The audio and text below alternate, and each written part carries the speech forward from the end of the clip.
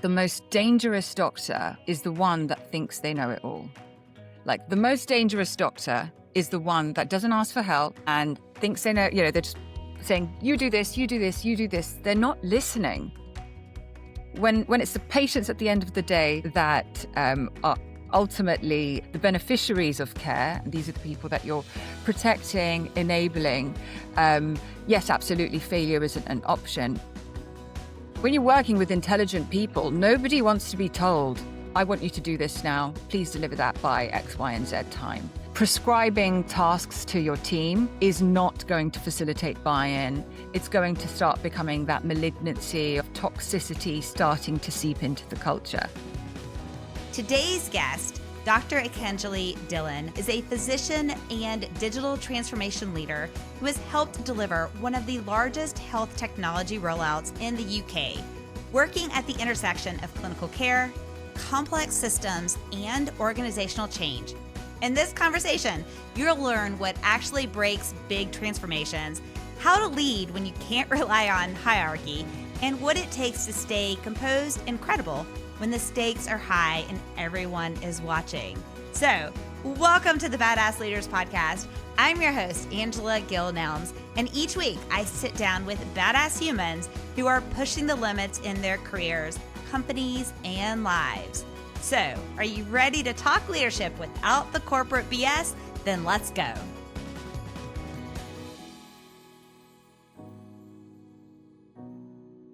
So, welcome officially to the Badass Leaders Podcast.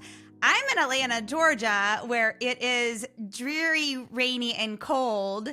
And you're in London, England, right? Where it's also dreary, rainy, and cold. Yes, absolutely, Angela. That's the one thing we have in common today, despite our the oceans between us. The weather is very much sounds like it's the same. So, yeah, welcome to London. Well, we're gonna warm ourselves up by talking about leadership, which I know is a topic that is near and dear to both of us. Why don't we kick off with you introducing yourself to the guests and tell us about who you are and why you're passionate about being here? Yeah, thank you. And hello, everyone. My name's Ekanjali. I'm a physician by background, born and raised here in London, UK. Studied here, have been practicing as a doctor for over 12, 13 years and continue to do so.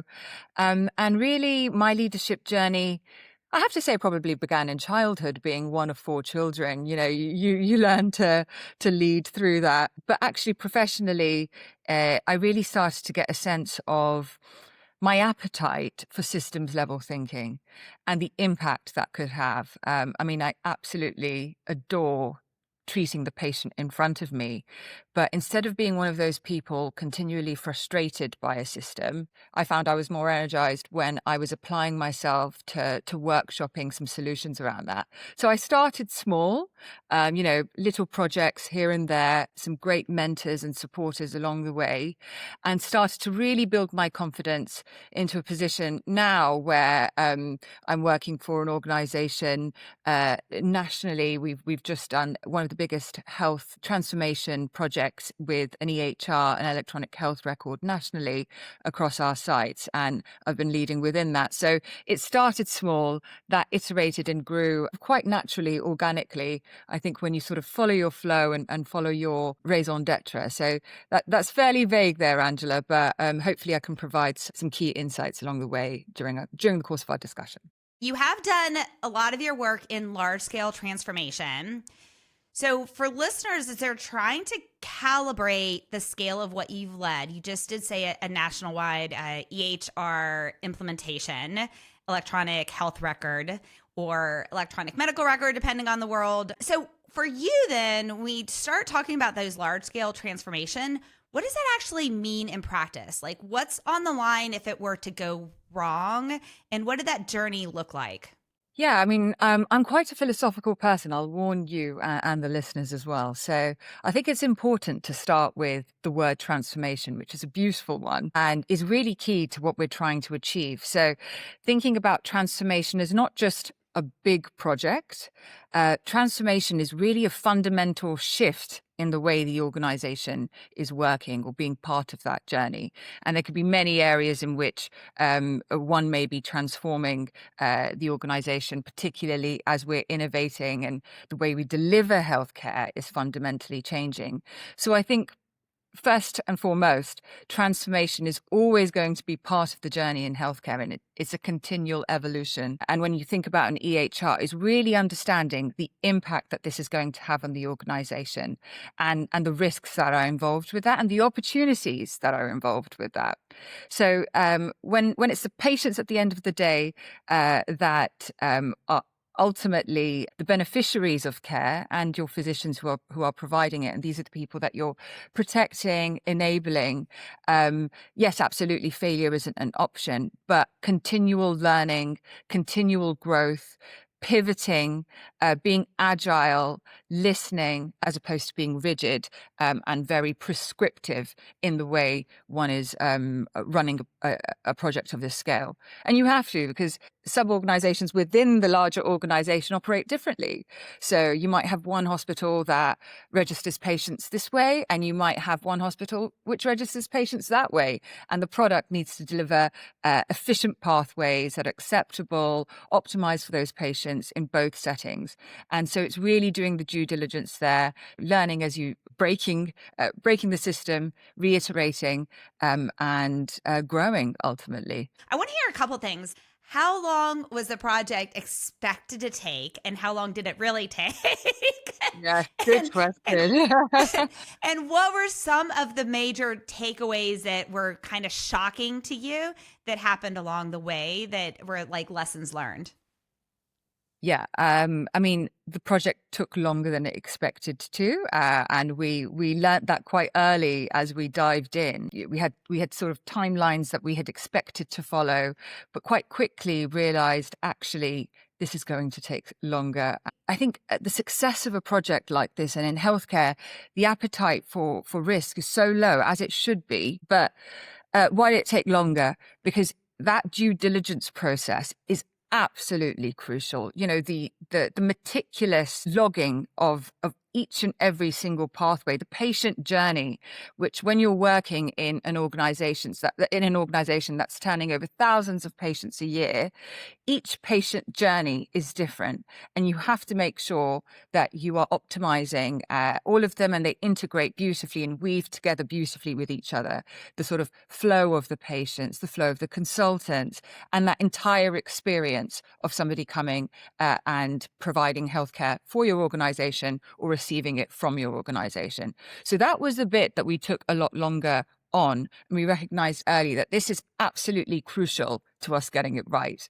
And it's funny, it was a full circle moment when, you know, those spreadsheets that we made 2 years ago, we were coming back and referencing, oh, how does this work? How does that work? How does that specific secretary work versus that specific secretary? And I think just recognizing the nuances and the intricacies in a huge organization that operates so vastly as well. And so that was what success hinged on for me. And I'm so glad that we took the time to do that up front. How did you get, because sometimes what I see is, especially in a large organization, let's just say a university, a healthcare setting, a public government, there are lots of layers of bureaucracy. It's a lot harder to transform because your customers are so much more diverse than in the smaller group. And then you often have the people who are resistant to transformation, and then those who are champions of transformation. And I found that it can be a challenge, especially when you need to slow down to get it right, to balance the expectation, the drive of those champions versus those who are resistant. What did that look like in this situation?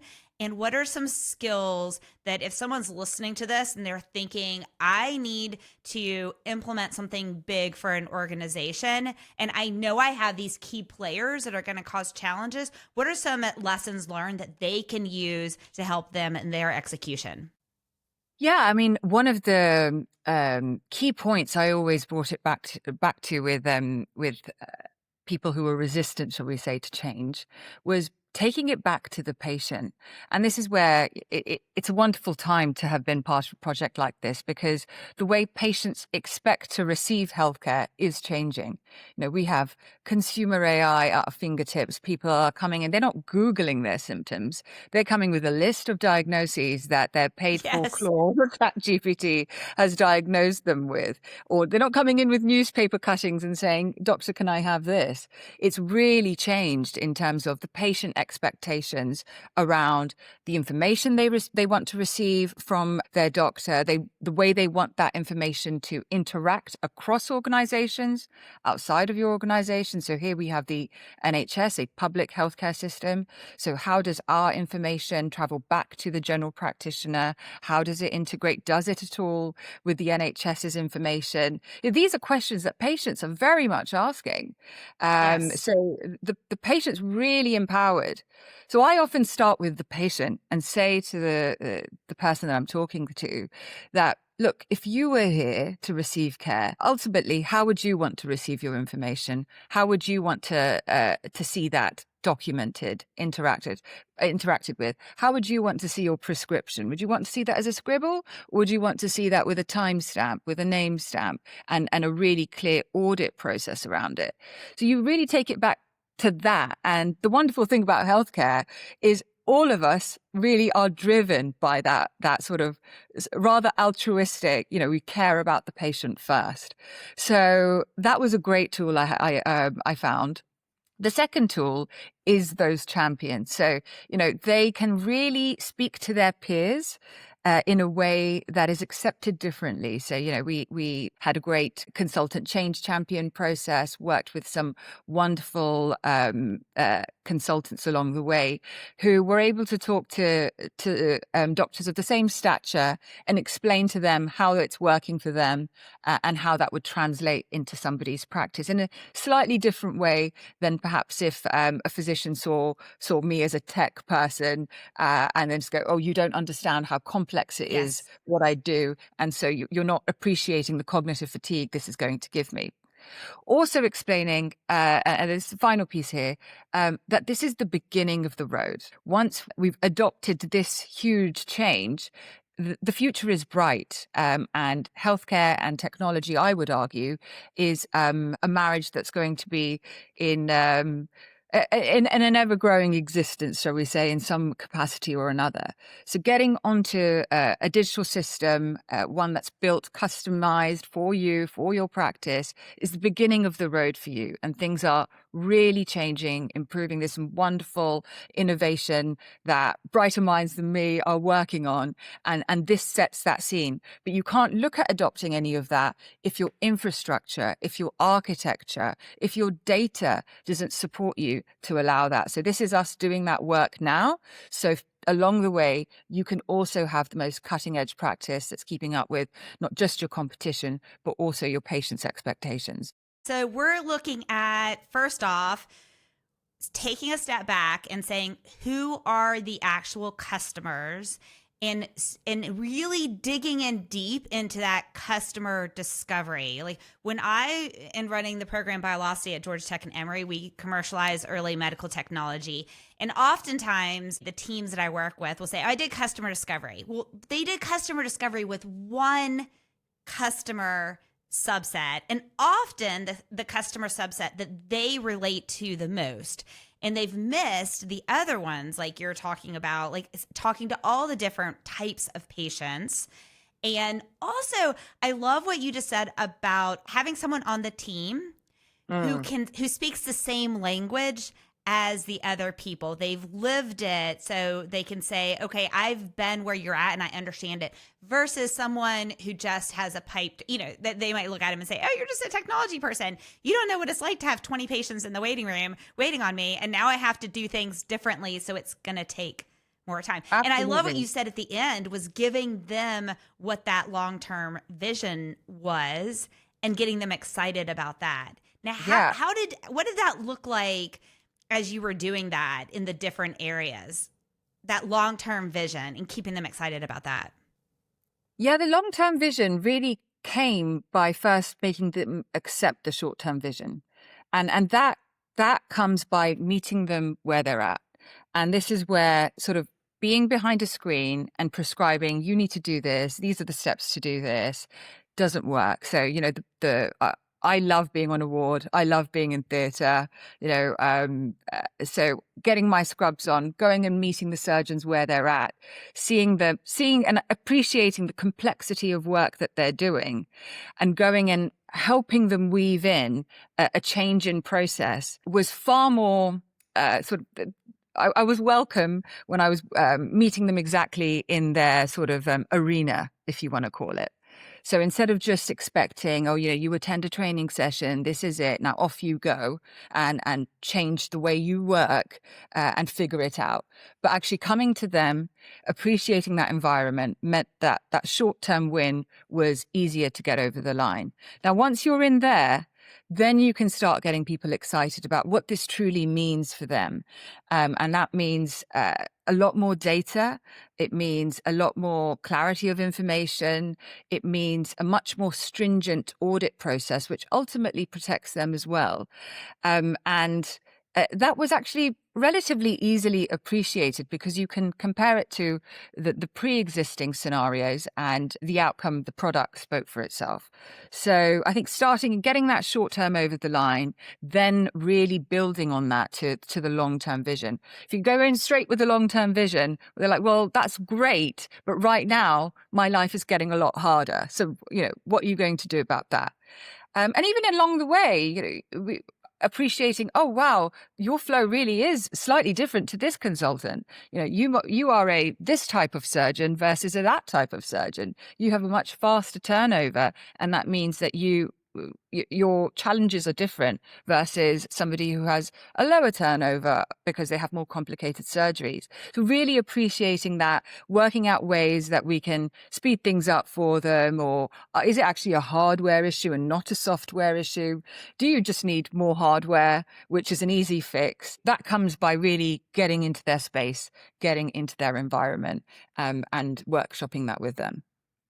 I think that the reason transformations that don't work are those who forget how important it is to do some of the things that you mentioned, getting shoulder to shoulder with someone who's actually, and we're talking about healthcare here, but this can be in anything, it could be in construction work. It could be as an educator and a teacher, actually having someone in that space, shoulder to shoulder with them, with an eye-set of curiosity to observe. So instead of coming in and saying, I'm going to change all your processes so that they can fit this perfect model that someone in isolation created, instead going in with curiosity and observing and saying, okay, this is what your process looks like. And this is what we may need to change about the model to help you be more successful. Or here are some tweaks you may need to change in your process. But it's that human factor. So you didn't start your career though as being a transformation leader. You're a clinician yourself. So what did, at being a physician, what did that teach you about decision making that later became very essential when that pressure was on? Because I know that especially in big organizations like this, the pressure to be successful in it and the risk, especially if it's in healthcare, is huge. So much. I'm so grateful for the number of cardiac arrests I've had to lead, etc., because that's such a pressure situation. And I'm always drawing from that experience when it comes to leadership in any form, I have to say. And the one that I always come back to is that the most dangerous doctor or the most dangerous physician is the one that thinks they know it all. Like, the most dangerous doctor is the one that doesn't ask for help. They're just saying, you do this, you do this, you do this. They're not listening. So you have to have the right specialists in the room. You have to have the right people in the room. As a leader, your job is to ask the right questions and then weigh those up collaboratively with the right people to then come to a joint decision that you've risk mitigated against and you've got the right vision towards. It's not to say, my opinion is this, and that top-down leadership, I think, is extremely dangerous in healthcare. Especially when treating patients. I mean, if you have a complicated case, we have a sort of multidisciplinary team meeting about it. You have a surgeon in a room, an oncologist in a room, a histopathologist in a room, a radiologist in a room, and you collectively decide what is going to be the course of action, because you're recognizing that people come from their own bias. So an oncologist might say, oh, I think we should do chemotherapy first. And a surgeon might say, I think we should do a surgery first, because it's human factors. But you mitigate against that when you work collaboratively together and go, oh, okay, I see what you're saying there, that there's a little shadow. So let's do this first. Let's do that first, then we'll operate.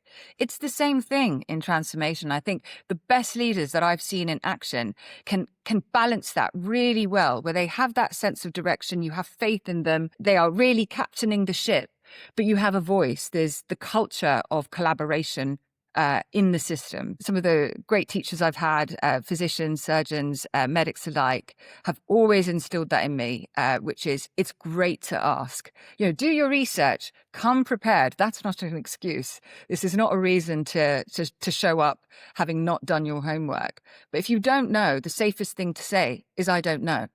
Now, who can we get in the room who perhaps does, or has a penny of experience that will be valuable to us here? As opposed to acting like you do because you think it will make you vulnerable if you don't. I want to put exclamation points on that, because I love what you said earlier. The most dangerous doctor is the one who thinks they know it all. And so I would then just take the word doctor out. The most dangerous leader is a leader who thinks they know it all.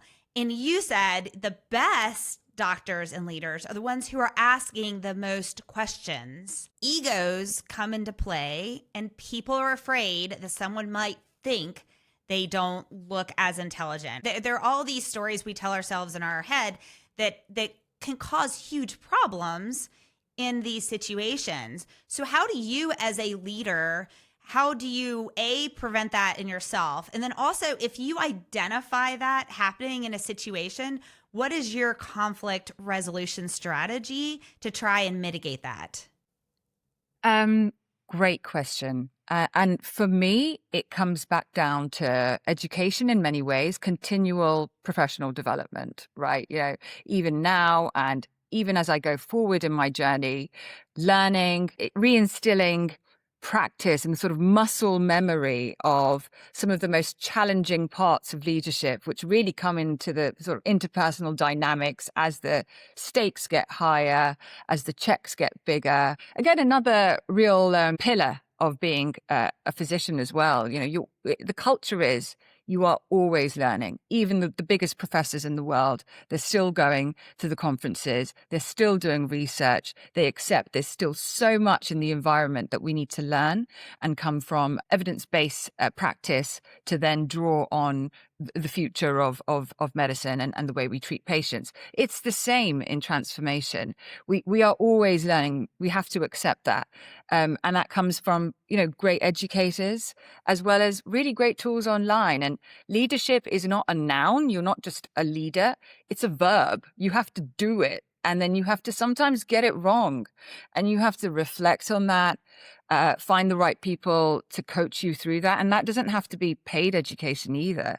It can be great mentors, great reflection, where you have to sit down and say, I probably didn't handle that situation right, or I took that defensively, have that conversation with the right person, and break that down so that you really hone that skill, that verb of leadership.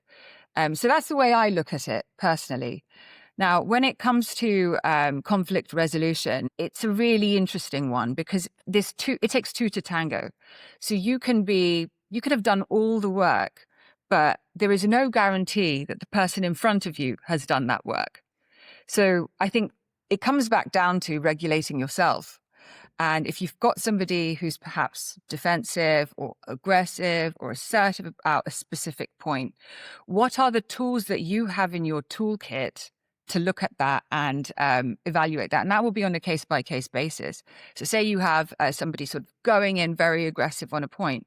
Well, they're not going to be the only single person involved in this decision if you're working in a large organization. It's very rare for one person to be the single decision maker in anything. It's often a board of decision makers, particularly when it's large decisions. So what conversations can you have outside of the room to really look at that specific scenario? Is this something that you haven't factored in?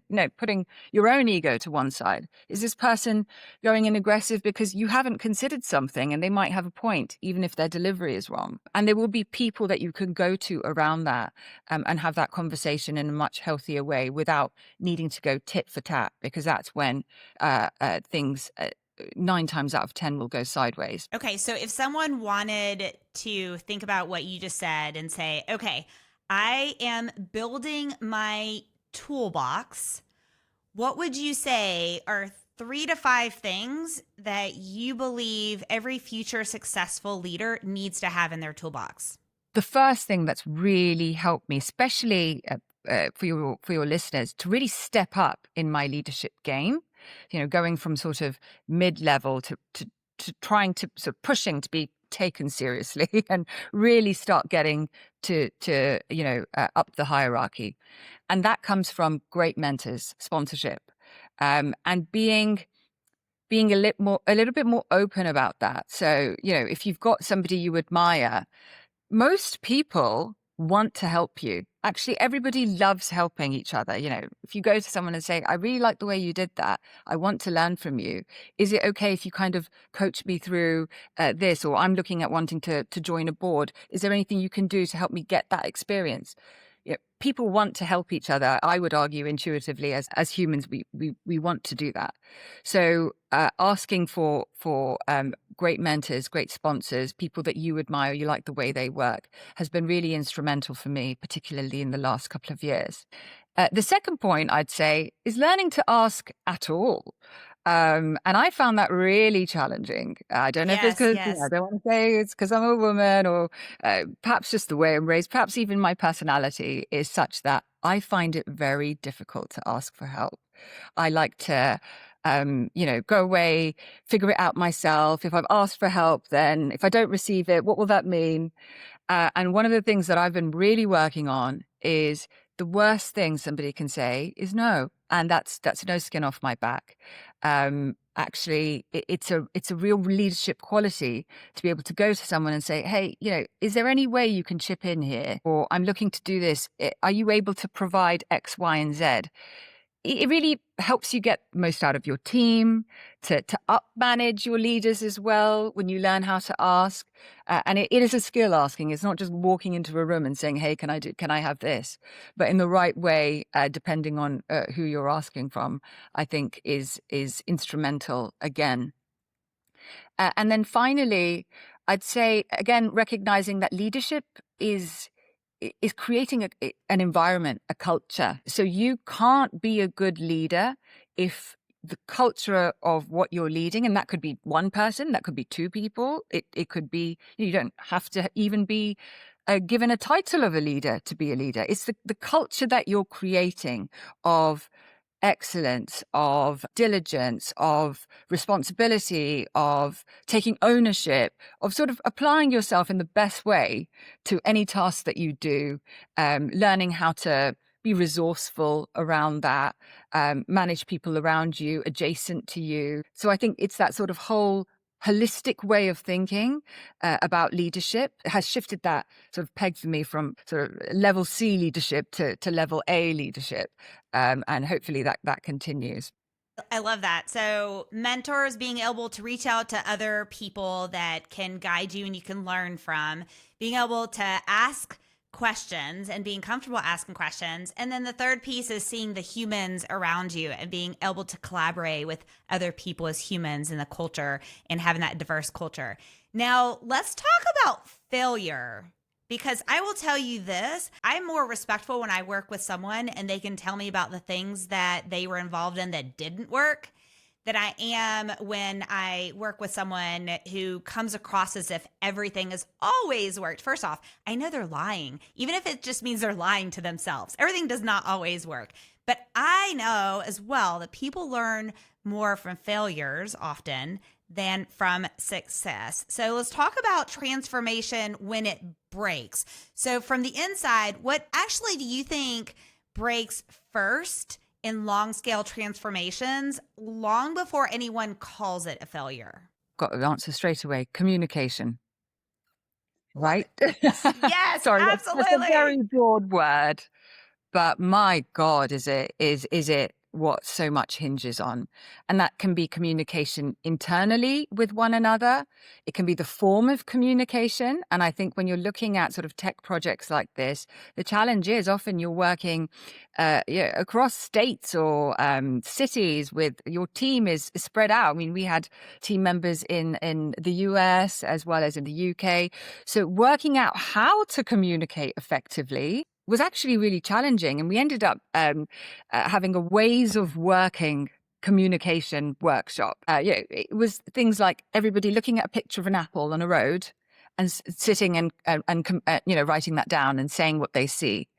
And it was so eye-opening to look at people across the room. And, I've described it very arty and poetic. I'm a literature junkie. So I've got, oh, that wonderful shiny apple, like the Snow White and etc. And somebody else has really gone very factual and very technical. And it's no surprise that person is on the technical side of the team. And just to see how each other's brains work, to talk about how we want to be able to deal with conflict, or how we want to deal with, people not responding in the way we expect, how to work across email or across a Teams call, which is not as easy as, getting a whiteboard up and saying, right, let's creatively problem solve this issue. But getting that right, doing that work up front would be one of the things that I'd go back and do much earlier on, saying, okay, we all want to effectively communicate, but we do need to learn about each other, and we do need to be learning about each other's environment, or how we're going to be showing up to work, when we're going to be doing X, Y, Z, what our time zones are, etc. That would really help us work more effectively together. I mean, one of the things I love as you were talking and describing it, just understanding that people see the exact same thing from very different perspectives. And also why it's great to have a diverse team and actually empower the people on the diverse team to speak up, because they are going to see things from different perspectives that you can get. So what were some of the key learning takeaways that you took personally and have improved your own communication from? I think it was looking at the team as a skills matrix. So when you see, okay, so let's get the technical minds who enjoy looking at problems like this onto those specifically technical bits that I'm finding very challenging, and I can accept that. Oh, it's going to take me a long time to figure out what comes intuitively to you. And the things that you're finding challenging, perhaps going and speaking to the end users, going and doing that presenting, doing the arty-farty talking that I absolutely love. I'm such a people person. That's much easier for me. So why don't we I'll apply myself there, or these groups of people apply here, and you apply there, and everyone's working on things where they're empowered to do well. And recognizing that about your team, that sort of skills matrix, that was what I took away. It was also that we didn't know that about each other. So, when you come in a professional environment, you don't necessarily know each other's personalities or personal lives. You come with assumptions. You think, oh, this person CV this person CV that. And you think, oh, this person's like this. But actually, doing that work together to go, no, I find this sort of thing quite challenging, or I have to apply probably double the time that you have to apply to the same task. It was fascinating for people to learn things about me that they didn't know. It was fascinating for me to learn things about them that I didn't know. And that really helped me understand, oh, that person sees it like this, probably.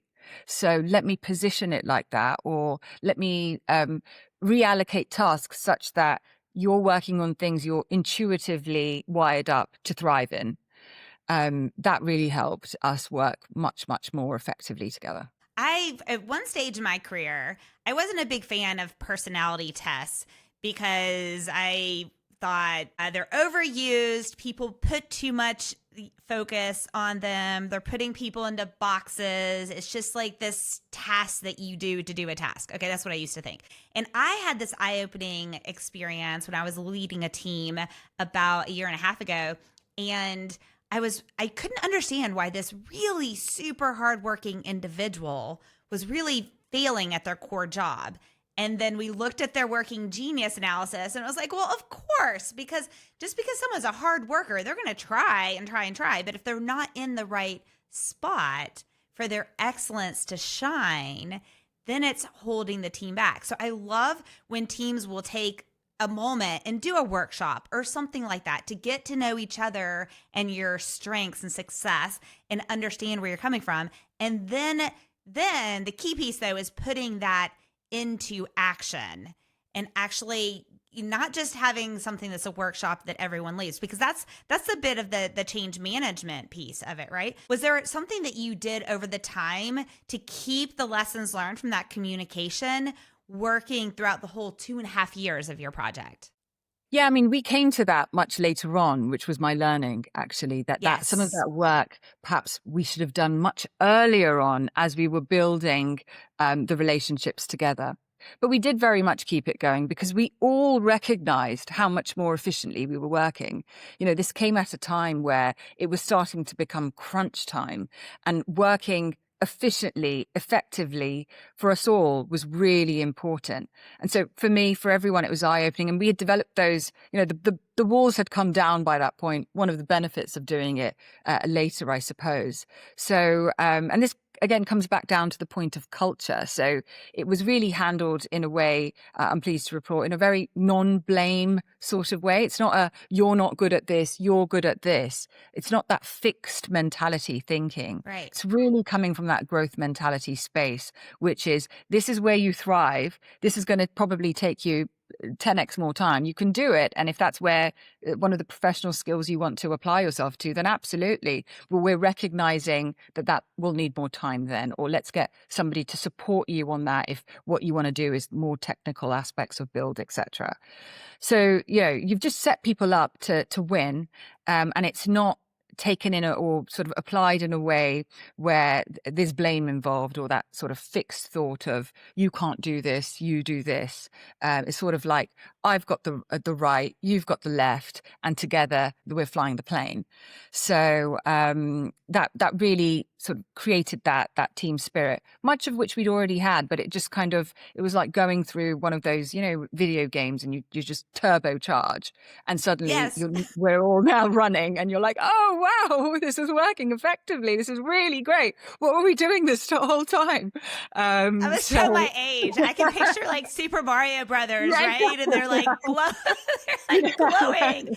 And now you're going, and the momentum is so great. You don't want to stop. And one of the phrases that I love when we're looking at something like this is really understanding what everyone's superpower is and allowing them to shine in their superpower. And then when you do that, and we're of course advocating to do this exercise as early on in a project as you possibly can, because that's the lesson learned from here, right? Is do this communication exercise early, figure out what those superpowers are. I think when you do that as well, you also can identify what superpowers you're missing early on, and try and figure out who's missing from the team, like who's not on the team that needs to be on the team, and find that person then versus, you know, much later down in your journey.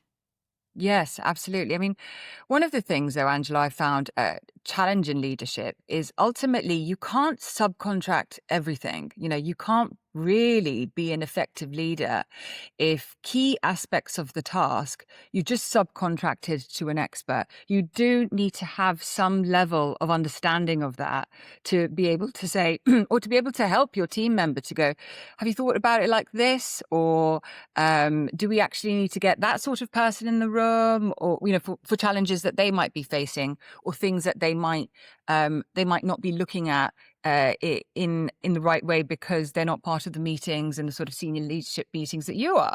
So they might not know about moving pieces that you are. So the real point here is expert leadership, that the leader ultimately, I mean, you can't be good at everything, I accept that, but you do need to have an awareness to a fairly close degree about everything that's happening. You kind of can't just wash your hands of it. And you said, I've sort of told that team member to do this. I don't really know what it's about, but I'm going to ask them to go and do it. So, but when you're talking about that as well, right? And you do have these people on your team, but you also need to understand it as well. Let's talk a little bit about how to understand buy-in and alignment, because here you also are the leader of it. You're doing this communication exercise. You're figuring out what superpowers are and stuff.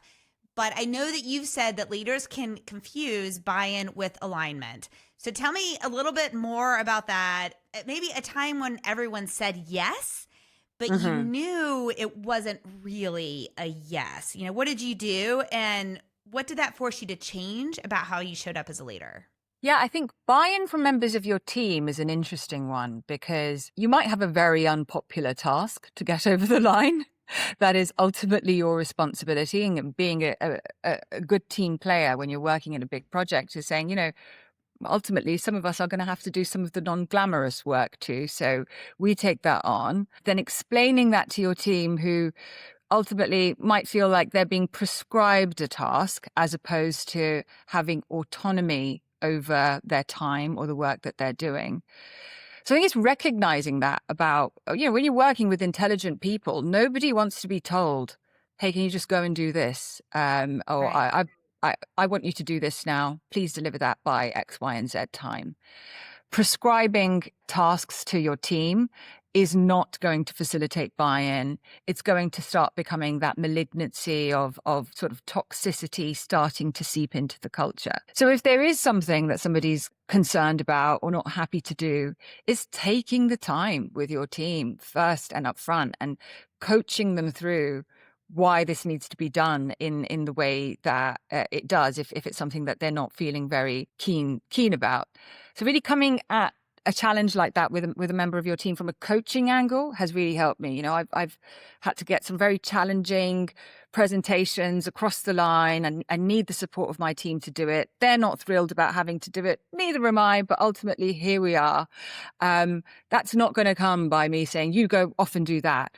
I have to sort of get there, really get them involved on a sort of personal level of the raison d'etre for that task and how I'm coming at it, what I'm doing around it, and how I can support them to do the bits that they need to do, and how they're actually also supporting me to do the bits that I need to do. So working in that way, that's worked well. It takes time up front though. And so, you know, as a leader, you're under continual pressure, and that can feel difficult up front to be like, oh, I've got this, I've got that, I've got that.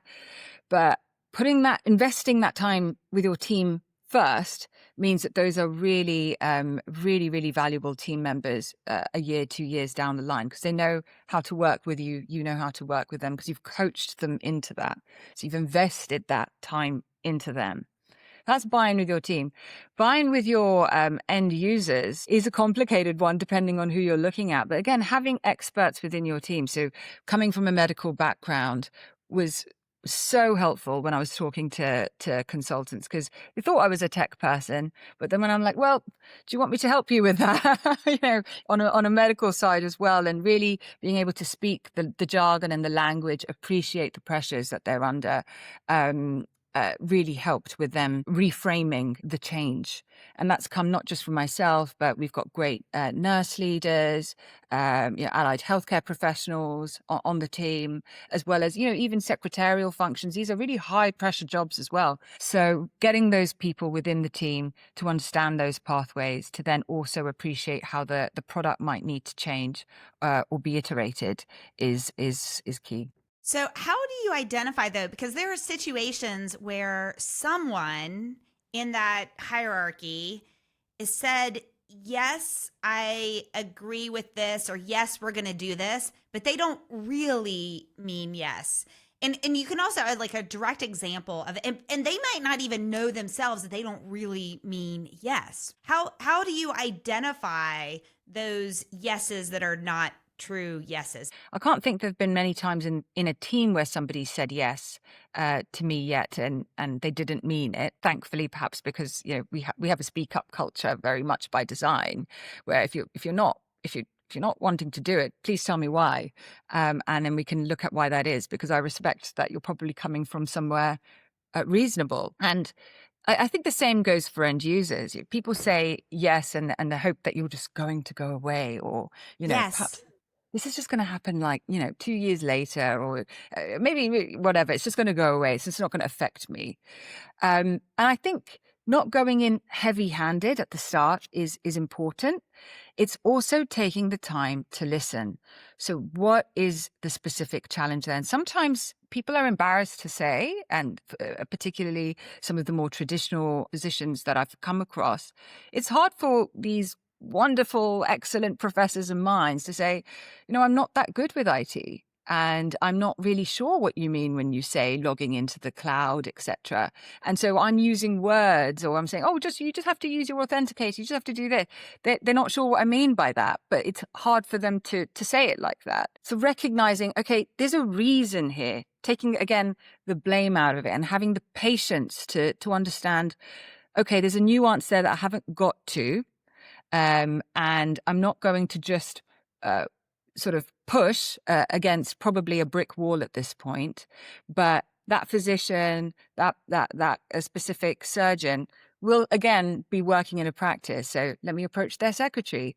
Do they have challenges around this already? Are they currently working in much more analog ways that they're probably afraid is going to cause a lot more work for them? So what can I do now with you to start that change management piece with them? So, the message perhaps isn't best received from me. It might be received from people that they trust already. It's really coming back down to that same point, Angela, the broader picture, which I'm a huge proponent of. Anytime I've got a singular challenge, I always remind myself, it's never just one person alone. They're in a sort of environment. So how can I come at the problem this way or that way or that way? There will be another way for me to sort of reframe it or get to the root cause of why resistance being received.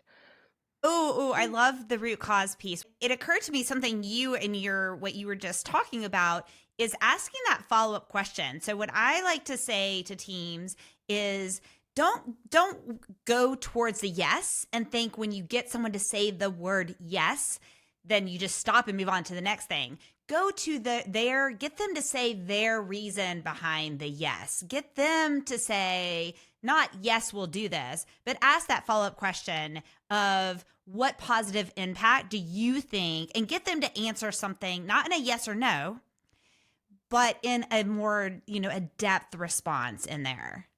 Yeah. It's really recognizing that these are people again. So, I had a scenario a couple of months ago where I received some sort of feedback via email, which was challenging to receive about, some aspects of the work that we had done in a particular clinic, and said, okay, look, I'll come and see you. Let me sit in your clinic. Let me understand how this is impacting you. And so coming there again into their environment, and you see that specific surgeon had such high turnover, as well as a huge commute from where they'd been working. He ultimately then was telling me about he's moved house and the personal challenges that people are facing outside of just being at work. And I thought, wow, this is harder for you. This is putting an added cognitive load onto you. So I can understand why you feel so frustrated. Is there something that I can do to make this faster for you? And inevitably, there is. There is some way that you can workshop, because sometimes the frustrations aren't necessarily in the piece of software itself. It's how you get there. So it might be the IT ecosystem. Like I said, it might be the hardware. It might be the speed of your internet connection, which might not have been anything to do with you, but you can't appreciate that, and you can't appreciate how frustrated that person is. They can't explain that to you in writing when they're already just, at 9 p.m. at the end of the day, just absolutely. They might not even recognize it themselves because they're in their them, world. And next person, exactly. Exactly. Yeah. And you come in and you're like, whoa, wait, you have to do what to get to that? Okay, now I see and to them, it's just their general world, which is also why it's really great to bring in outside perspectives of things.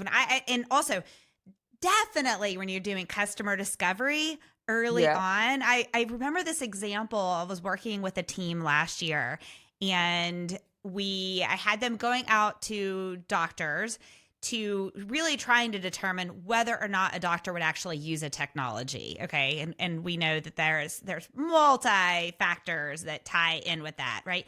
And they said, well, I did customer discovery in this area. So I live in Atlanta. So they said, I did customer discovery at Emory University. And so I said, okay, you have to do customer discovery outside of the people who were trained the exact same way that you are. And they were like, okay, well, I know some doctors at Grady. I'll do. And I'm like, no. Grady, they were trained the exact same way. I want you to talk to some clinicians on the West Coast. I want you to talk to some in some small clinics, large hospitals, people that see things from different ways. And I think that is really key as well. Yes, absolutely. It's also it's the user journey when it goes wrong. We often map, oh, this Yes. is what's going to happen when things go right. But how many times have we mapped what happens when things go wrong? What happens when every step of the way something goes wrong? What is the mitigation strategy? Do we have one? When we've done that more in depth, we've just found, we're able to provide a much richer environment that people are really enjoying ultimately at the end of the day now. And when you actually do that and say, okay, if this goes wrong, then also take a step back and say, okay, what other pieces of the puzzle, what other pieces of the organization, what other pieces of the process are now going to have to shift or going to be impacted by this so that we understand the full implications of when that one piece goes wrong, right? Totally, very much. I couldn't agree more. Let's talk about leading without authority. That is a big topic because I know even a lot of people that will listen to this podcast say, well, I'm not a leader. First off, I think everyone's a leader, even if you're just a leader of your own life and your own, the world around you, right? But sometimes we have to try and improve or drive transformation in an area where we don't have formal authority that's been gifted to us. I know you've successfully done this in the past. Can you talk through an example of that and maybe some lessons learned and what advice you would give to somebody else when they find themselves in that situation? So I would say leading without authority is a huge opportunity. It's a gift, actually, because in many ways, when you don't formally own the title or, the buck doesn't formally stop with you, that's a huge, wonderful opportunity. Anything you do is a bonus. It's over and above the expectation of what you're doing. I would really say to your listeners, lean into that when you're looking at opportunities around you that you don't necessarily own. Then think about it from your boss's point of view or your leader's point of view. If somebody came to them and said, look, I see that there's a problem here. Do you want me to try and do something about it? Let me design a little project. This is what it will be. You'll be the sponsor of the project along the way. Let me make your life easier. Do you think they're going to say no? Of course not. Say, go for it. Yes, score. I would be so happy if somebody can come up to me and say, Ekanjali, I can see that you have your hands full, and I'm looking to try and build some leadership experience. Do you want to give that project to me? And I'll sort of check in with you and report to you, and we can have a look at, how I'm doing it. But ultimately, I can take that off your hands. I'd be like, yes, go for it. Into the distance you go, and support them along the way. So leaders want help. They're looking for motivated, hungry individuals who are willing to apply themselves. So when you start with that knowledge, it really starts to take some of the anxiety away when this might be the first project that you're putting your name to some degree. You want to follow through and provide value to the organization when you apply yourself to it. So, I had a wonderful opportunity in the NHS around COVID, recognizing we were really struggling for beds in this hospital, seeing that we had the ability to set up an ambulatory department with some of our heart failure patients that we could really help keep out of hospital, provide secondary level care, but also save beds and save the trust money at that time. So recognizing that, then designing something. And along the way, I had a great mentor, great sponsors again, to design that project with. And it ultimately ended up being award winning as well, because we then submitted some of the work that we've done to help share the knowledge of the value that can have for NHS trusts that are struggling with capacity. But that sounds big and wonderful, but it starts small. It starts by seeing the same heart failure patient in A&E again and again, which is what I was doing. I was saying this patient doesn't need to stay in hospital. They need IV furosemide. They need to be weighed every day, and they need some blood tests. That could be done without them needing to stay in hospital. We could work out a way to ambulate that. And you start with 3 or 4 frequent flyers, as I used to call them. Yes, In yes. hospital. And then start fleshing out your project from that, because you've got early use cases. You can sort of trial how that's working. So starting small, starting with the problem. If you've got experience of working with patients firsthand, in whatever capacity, it doesn't have to be as a doctor. Look around. You will find that the healthcare delivery system anywhere is not perfect for one reason or another. So lean into that, start small, and it really will set you up so well to then, when it comes to interviews, when it comes to building up your CV, you're not coming from concepts and theories and book learning. You're coming from experience, and that just talks completely differently across a table than somebody who's revised textbook. This is how innovation happens, right? When someone's willing to take a step back and say, wait, just because it's always been done this way doesn't mean that's the way that it always needs to be done. Okay. There is a change there that has to happen. How do you get past the people who are like, well, that's how we've always done it. We're going to keep doing it that way. What are some tips you would give to our future change makers who are innovators, who are problem solvers, and identify things that other people might not even see as a problem, but are, and need to get buy-in without that authority? It's learning how to distill the problem down to the audience you are speaking to. So the same problem, and it is the same problem, but needs to be worded differently if you're talking to execs who are looking at the balance sheets versus your governance structures when they're looking at the regulatory aspect, and also then your clinical teams when they're looking at the quality of care and some of the markers that we have to achieve around that.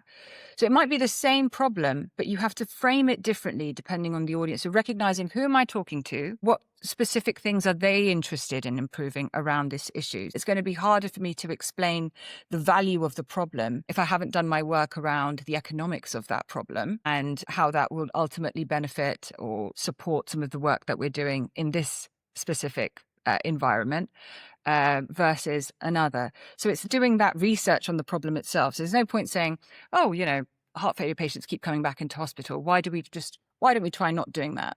It's the sort of business plan of the problem. So looking at what is the clinical value in that? What is the risk in that? How do you mitigate around that? What happens when things go right? What happens when things go wrong? What specific improvement are we providing to a patient? How do we measure that? So what are our goals? How are we going to be measuring it along the way to make sure that we're achieving those things? Also the financial and operational value of that as well. So looking at it as a business plan, that really helps flesh out the facts around the problem, as opposed to just the sort of feelings or broad statements around it. I love that. And when you look at it as a business plan, you can consider all the different stakeholders, and you can present it in a way of, okay, this is what's in it for you, and this is what's in it for you, meaning this is how it's going to have a positive impact on this. Or maybe this is how it could potentially have a negative impact on this area, and we need to also consider that. I want to dig in a little bit into then tension, because sometimes tension can be a great thing in transformation. So how do you identify when there's a healthy level of tension for things and when there's not a healthy level? Tension is an interesting word you've used there, Angela, because tension can be for so many reasons. It could be in the system itself, and that might provide a huge catalyst for that change. And COVID is a great example of that. Perhaps the appetite for certain things were limited, but when it came to delivering care at huge numbers quickly and turning over what used to be um, just an empty room into now a fully functioning ward, change was happening very quickly, became a catalyst, that specific tension. But if there is tension in a way that it's hindering the actual change that you're applying, um, I'm a big believer in listening to it. Actually, the impact of change is not singular. There might well be something that you haven't considered. So if I've come and said, "Oh, we should do this project," there might be factors that I don't have an appreciation of. Now, that doesn't mean listen and give in necessarily, but that means listen and evaluate and incorporate that then into your problem analysis, your problem business plan, for lack of a better word. So if there is tension, where is that coming from? Why is that happening? Have you factored that in? If you have, well, go on and explain how you have and sort of the rebuttal around that. But if you haven't, go back and do that work, because you might well be finding that people who are coming across as unfriendly now are actually your friends. They're saving you from failing potentially because of things that you haven't considered. So take that into account. Go back and do your due diligence if you haven't already. And generally in healthcare, people appreciate, at least here in the UK, a lot of change is needed. Transformation, as I said at the beginning, is something that's going to be a continual process. We have a lot of patients to serve, and we want to keep building an exemplary healthcare environment to do that in. So people understand that, but there's so many moving pieces that it's rare for one person to have full vision of that at any one given time. And you know what you continually reiterate is asking questions and listening, becoming curious, and then taking that information to help drive the transformation forward. And when you were talking about that and thinking about those skills, so we'll put those skills in a toolbox. I believe those are just back to our Super Mario days, right? When you're able to do that, then you get that extra turbo power to utilize that tension. Those people then become, as you just mentioned, your biggest advocates that will then help drive it forward, because you're all now driving towards what will be mutually successful. Absolutely. It's that stakeholder management piece as well, which is, if you or I were saying, look, I'm not sure about that, and somebody just doesn't listen to you, I'm going to instantly worry about that person. That's human nature. So it's a piece about stakeholder management as well. If somebody is resistant to your piece, actually, from a sort of personal dynamics point of view, you're more likely to be able to influence and negotiate your position if you're actually willing to listen, willing to create an environment of collaboration, however challenging that might be. That's actually a huge tool for influence as well, I found, quite honestly. I agree. Absolutely. Okay, are you ready for some rapid fire questions? Do it. Yeah. Let's do it. Okay, the first one. What is one decision you waited too long to make?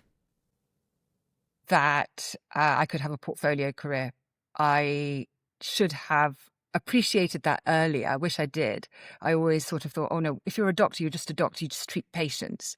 And I found so much value in having a portfolio career where I'm a doctor and where I'm a tech person and, I'm an investor and, so really having an enriching professional career journey by thinking about things and not so fixed. Perfect. What is one thing leaders overestimate about influence? That it's loud. What is one thing they underestimate about trust? You don't have trust because you have a job title, and you don't have trust because you have a nicer car and, a shinier house. You really have to go and earn it, perhaps from the person who's sort of perhaps at the lowest of the hierarchy, for lack of a better word. And when you earn it and you maintain it and keep it, then you also can have a faster speed to delivery of things because of that trust. I think it's so underestimated, the value of that. What is a leadership habit that you are actively trying to break? Taking things personally. So when I have done something where I'm like, oh, why didn't I foresee that first? Self-criticism around that. That's what I'm trying to break. When is a moment in your career you can think of where you realized this is going to be harder than anyone thinks? The moment I graduated. Yes. Thought that was the end and, I'd skip off and here I am, but that was very much the beginning. Love that answer because I can picture the same thing. I thought as soon as I graduate and I don't have tests constantly. And, your family comes and you have a dinner and you think, well done, I did it. But no, that's the beginning, honey. So it is a requirement of this podcast that everyone share their favorite motivational quote. What is your favorite motivational quote? So, like I said, I'm a bit of a literature junkie. So this is a quote from, actually, I've Shakespeare and Hamlet, quite timely at this point, at least, when at the point of recording. This above all, to thine own self be true. And Amazing. I love it because it's a simple piece there, really, which is when you're driven by truly your own flow, you're doing things authentically, you're doing things because you find them joyful and you're wanting to go to work, show up at work, you're a pleasant person to be around, you are motivated, you do things excellently, if those are the values that, you hold, that things just sort of flow and keep moving in a very holistic way. And it's a real joy to then go to work and a really enriching part of at least my life at the moment. So tell the listeners how they can connect with you or learn more about the work that you're doing. Yes, absolutely. You're very welcome to follow me on LinkedIn. I try to be very responsive to messages as well. I'm always willing to, or very keen to learn from the wider community. Healthcare, health tech, health AI is changing so rapidly that I love to hear about the work that's happening, often different territories, different spaces. So yeah, please do reach out. It'd be lovely to hear from you. Perfect. And we will put that link in the show notes. Thank you, everyone who tuned in. I know you took away some extra tools to put in your toolbox. I hope you enter the rest of your day with curiosity, asking lots of questions, and driving that collaboration from everyone who is around you. Thank you so much for your time today, and we wish you the best. Continue to go out there and be a badass leader. Thanks for joining me for today's episode of the Badass Leaders Podcast. To hear more interviews with industry experts and learn how to grow your career and leadership potential, be sure to like, subscribe, and turn on notifications to ensure you do not miss future episodes. This podcast is a production of the AGN Group. To learn more about the AGN Group, visit our website at theagnGroup.com. There, you can discover more about our services, which include hosting workshops, management consulting, brand strategy, keynote speaking, and more. Follow us on all social media channels shown on the screen and displayed in the show notes. And until next week, be brave and be badass.